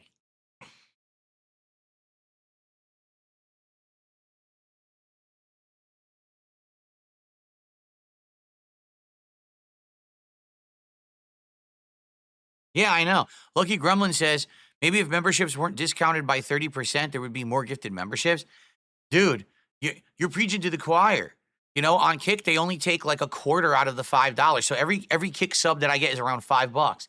On YouTube, no lie, they keep a chunk of it. So you pay $4, but I only keep $3. You know, they take a bigger chunk. Hey, Twitch is the worst. Twitch, they keep 50%. That's insane in my opinion. What service exactly are they providing that they deserve half of your revenue? That's just nuts.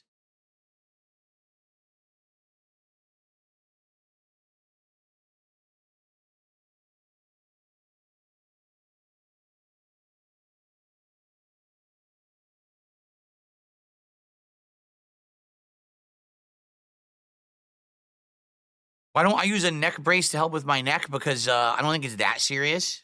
As long as I'm smart enough to not wrench my neck to the right, I should be okay.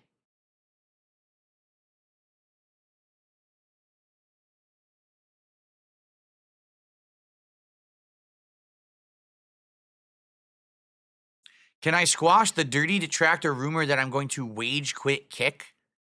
Why exactly would I wage quit kick? I'm just curious. You do realize that overall, Kick has been very profitable for me to be on, despite the fact that I only get like 50 viewers a day. Like, I'm just curious, how many viewers do I have on Kick right now? I legit don't know because I don't look. 58, it says. I have 58 viewers on Kick. Is that accurate? So I get like 50 viewers on Kick a day, but I'm literally making, I'm not kidding you, like hundreds to thousands of dollars on the site. Why would I not want to be on Kick exactly? That'll be pretty stupid, no?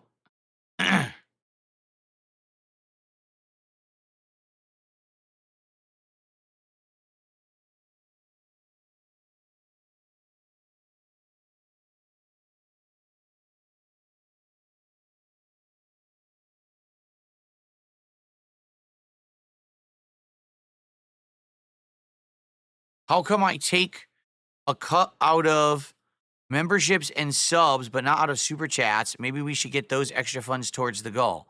The only thing I actually take the cut out of is the dollar on the membership. That's it. You know what? Tips, I don't get 100% of tips through PayPal. PayPal takes a cut, but I don't take that out. The thing is with super chats, it's weird because super chats are not the same. To be truthful, even the memberships aren't. Like, there's no really way to figure it out on YouTube. Just being completely transparent here. YouTube is the weirdest site ever. The same exact thing you buy costs different depending on where you live. If you buy a membership in the United States, it's different than buying one in the UK. It's different than buying one in Japan. It's different than buying one in Argentina. They all have different prices, and I make different amounts of money on each one. It's stupid. So all I'm doing is guessing. You know, I could be wrong. I could actually be making way less than what I'm telling you guys I'm making on a particular stream because I'm just guessing. You know, there's nothing I can do to figure it out. These super chats, it's weird because you would think that they're based on the dollar denomination, but they're not. Like sometimes you get all these different denominations. You don't know how to count them. So, you know, it is what it is. I'm not going to go crazy trying to figure it out. Tech Buzz just gifted a sub over on Kick. Thank you, Tech Buzz, for a gifted sub. That counts towards the goal. We're now at 52 and climbing. So we've got a little bit of momentum going. All right, we're a third of the way to our one goal. Remember, we have to hit 3 goals today to do the Viewer's Choice Marathon tomorrow. All right, so let's keep it moving. Thank you to those who have supported so far. Let's keep it going. Who's going to drop the hundo, the 100 right now to get us to the first goal by the end of the podcast. And by the way, if we do that, I'll do another taste test right now for you. But we've got to hit it, okay?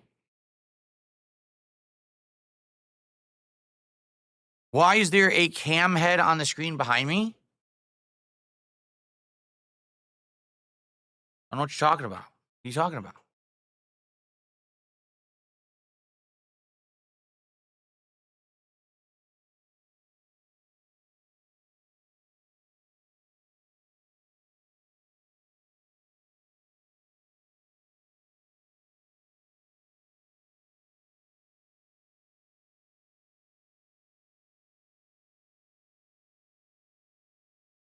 I was hanging out last night when you hosted Shia AF. He made this an emo. I want to clear it up with you if we could use it in here. The DSP get a job sign from wrestling. Of course you could use it.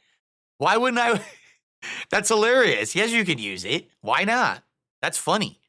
Like I said, I find that shit funny that people do that. Jonathan just did a $5 super chat. I thought the new goal system was supposed to reduce stress on hitting goals. It seems worse. It's not worse. That's insanely stupid for you to say that. It used to be every single stream, we got to hit the goal or the streak ends and everything restarts and misery and doom and gloom. And that's not the case anymore. Okay? Very much. You don't have to worry that much about it. But the thing is, this marathon actually is kind of a high stakes deal because if we don't do the marathon tomorrow, it doesn't really fit into the schedule for next week. No matter when we do it next week, it's going to have issues. If we do it on Super Bowl Sunday, we're going to get lower attendance because it's the Super Bowl. If we do it during the week, that's going to cut into the schedule of me trying to finish up stuff before new games come out and could hinder me playing betas or even new games. Okay. So, and there's the whole cake factor. The fact that this Italian cake is arriving today, and if we don't eat it within a few days, it goes bad. All right. And the cake was purchased and shipped here for the marathon.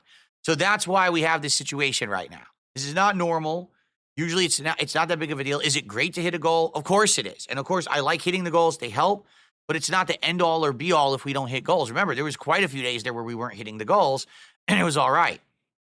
But in this case, it would make sense to do the marathon tomorrow, but we have to hit the goals to qualify for the marathon. And that's why it makes sense to do it. And that's why I am going to be emphasizing it today. If you don't like that, I'm sorry. I'm sorry. It's just reality. Okay. That's correct. Streams are not all about the support. Today, we're going to have some very fun gameplay coming up.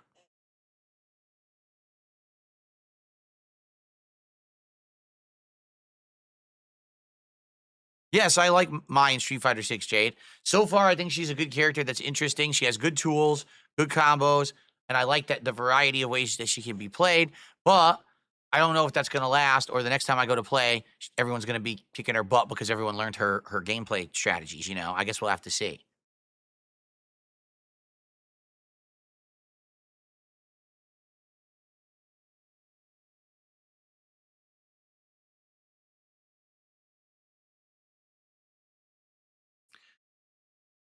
When is the second Baldur's Gate 3 playthrough coming? Well, let's see. When I played Baldur's Gate 3 for 3 to 4 months, it nearly killed my business and my channel.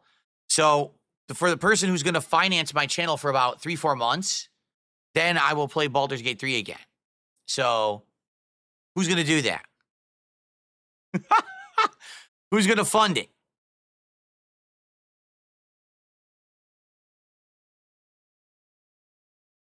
Ugh.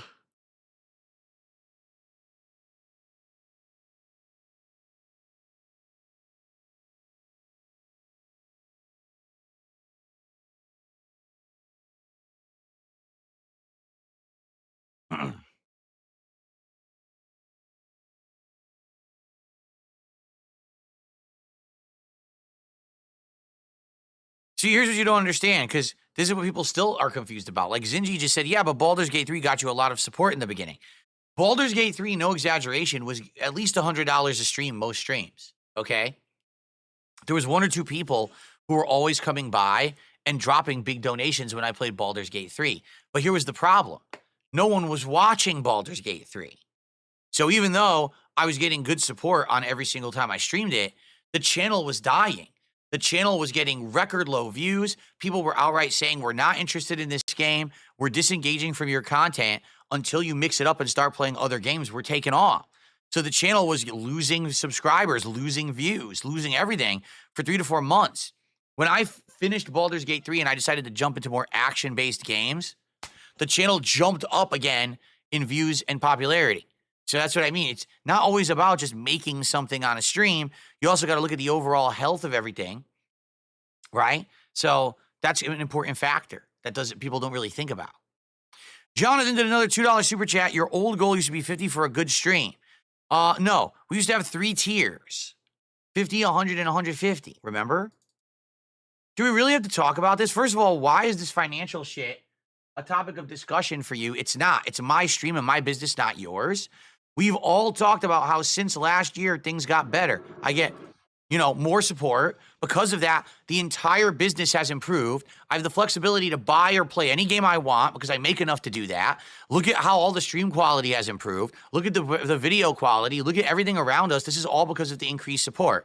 Yes, back then when I was making $50 a stream, that was fine, and everything looked like shit. I couldn't afford games. I was living paycheck to paycheck. Things were different. You now understand the difference? If not, then you're blind. Right? I mean, I don't know what else to say. How ignorant can you be?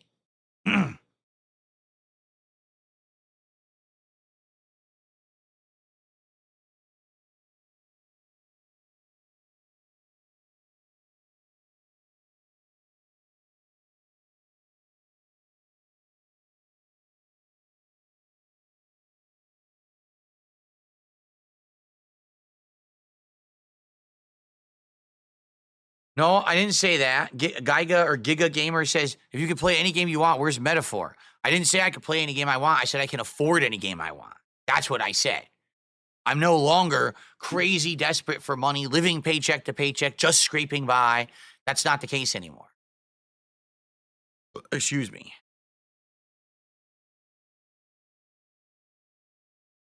I mean, I can now afford socks. See that? I can actually afford socks. I can afford Whoa. I can afford alternate camera angles. Why did the camera go over there? See what I mean about this tech stuff? What happened? Hey, camera. Come back over here, stupid.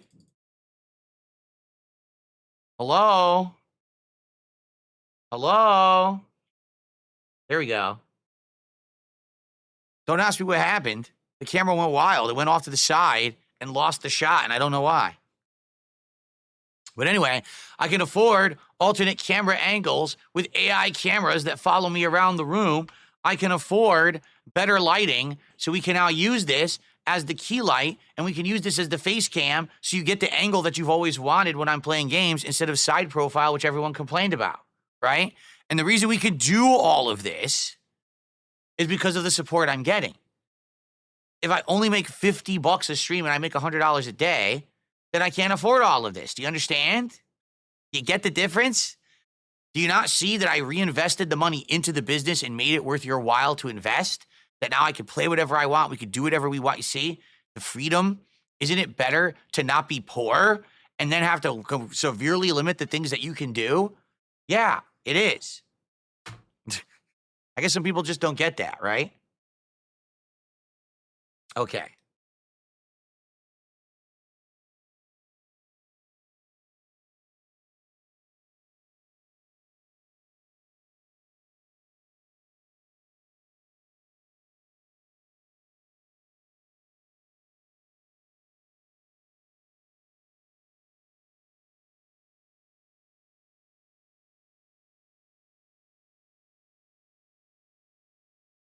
All right. The chopper coming over my house. I guess they're finally going to come down to zip down those ropes and bust in my window and arrest me. For what, I don't know. Game Boy, how you doing? What's up, Game Boy? How are you today?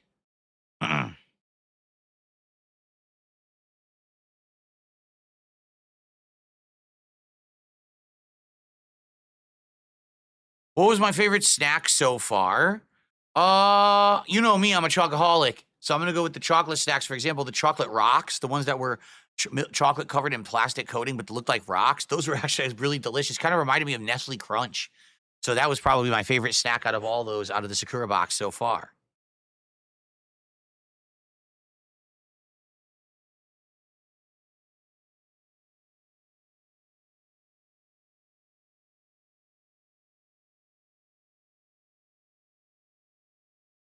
Oh no, Stuart says, I wonder how much money PPP will lose on the Super Bowl. Hopefully none. I told him the Chiefs are going to win. Now I don't know anything about the teams at all. What, when I said that, was that a good pick? Are the Chiefs like favored to win the Super Bowl? I have no clue if they're any good. Obviously, if they made it to the Super Bowl, they must be good. But does anyone think they're actually going to win? Or are the Eagles favored to win? I don't know. I hope he doesn't lose a ton of money because of me.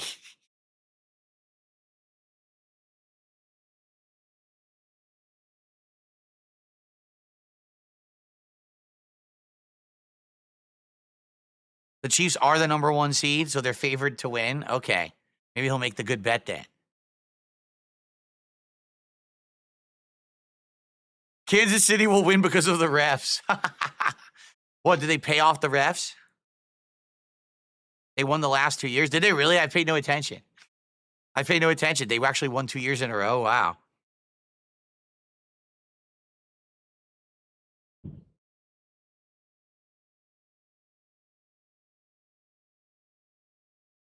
It's not just the win, but the point difference and the payout is low. Well, that's true. If you bet on the one that's the favored winner and you win less. If you bet on the underdog and the underdog wins, that's when you get the big payout, right? Well, I joined the Keno Casino Super Bowl party. I didn't even know that Keno Casino was doing a Super Bowl party. So I guess not.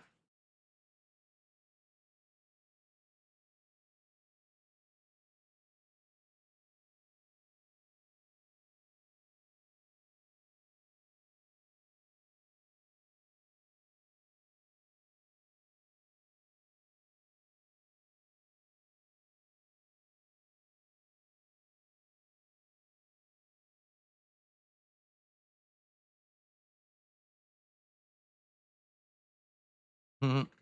No, I guess what people are insinuating is, well, why don't you do stuff with Kino Casino anymore? Well, I do, but it's completely different content. I do a wrestling commentary show with Ashton, right?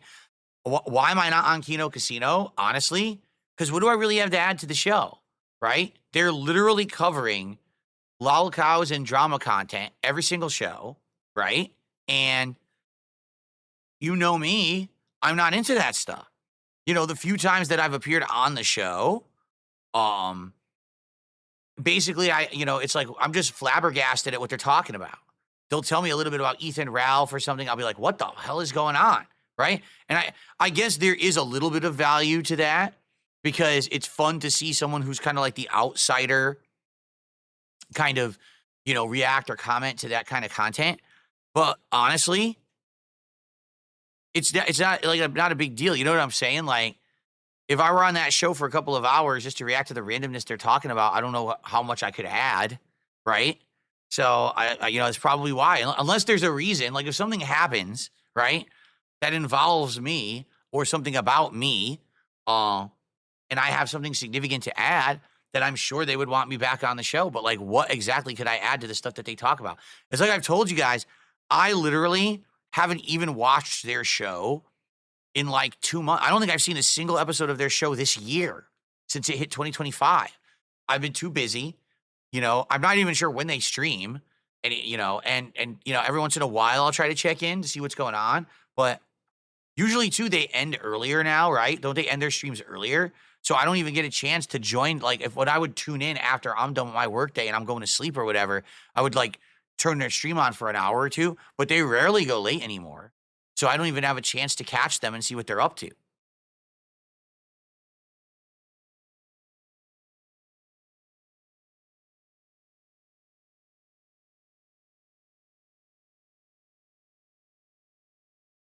Spawn Killer says someone posted your old vlogs from 2009. How'd they upload those videos if your channel's not available?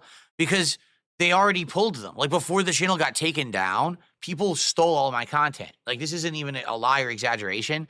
That my original channel was called the King of Hate HD. That's what it was actually called, the original vlogging channel. Okay. People ripped the content from the channel and kept it for themselves.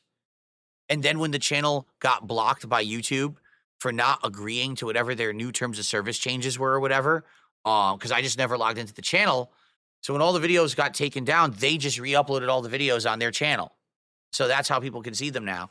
And over time, I have uploaded some of those. I haven't gotten around to doing all of them, but I have uploaded some of them.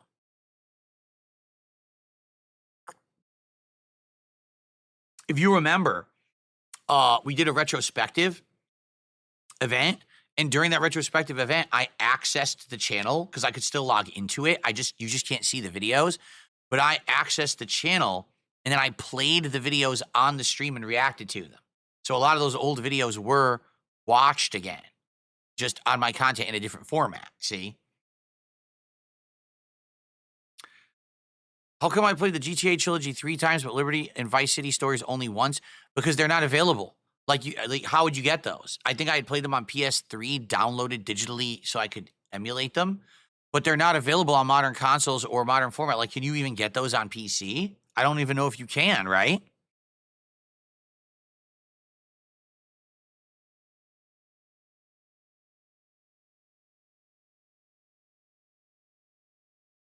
Nope.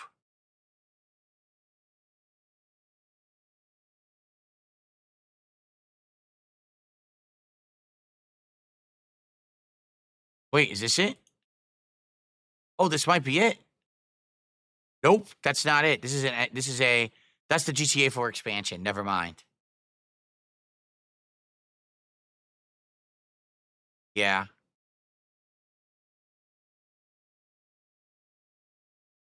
No, so they're not available.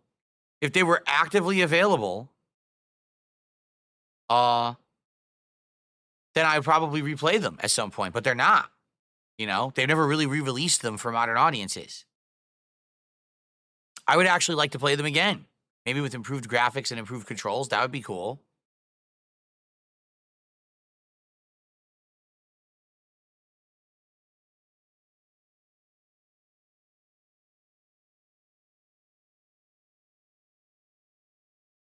Yeah, remember the whole Phil Collins segment? I totally remember that. There was a whole plot line with Phil Collins. I remember that.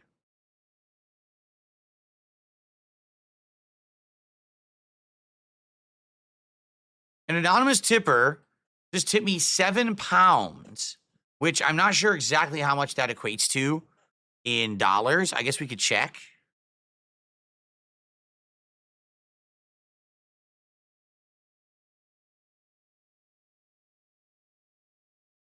Let's see.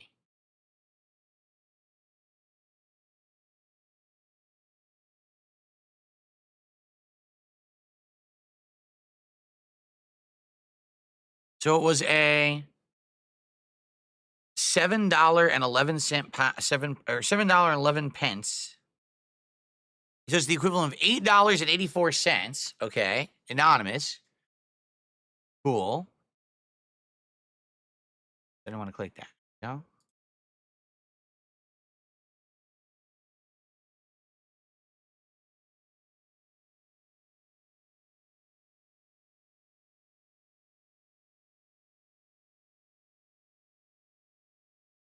Okay. And so we're at $68 to support now. They said some troll spends $5 on a couple tips trying to make you bait into a clickbaity title to keep funding his mirror channel. I don't know anything about this. You don't need to justify nor rant about it. Thank you for helping the channel to end. Yeah, I don't know who that is. I don't even know what you're talking about. I guess something's happening on one of my restreamers. I don't know. I don't care. Okay.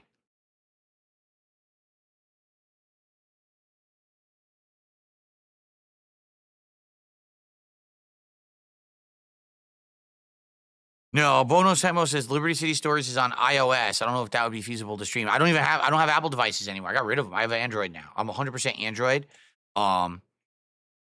So yeah, I wouldn't be able to do that. I don't even know how to capture from that anyway, but